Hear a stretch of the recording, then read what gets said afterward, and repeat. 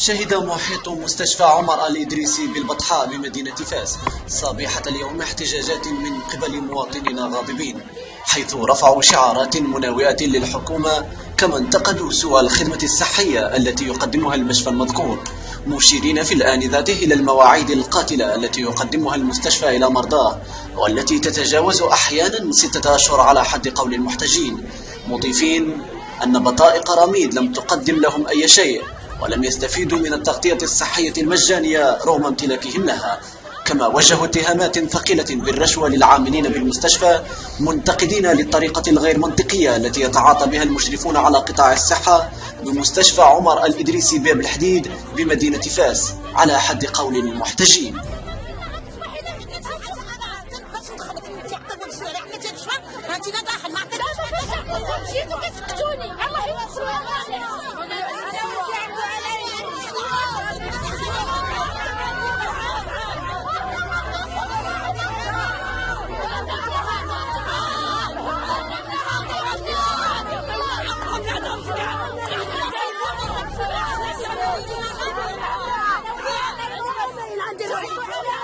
شو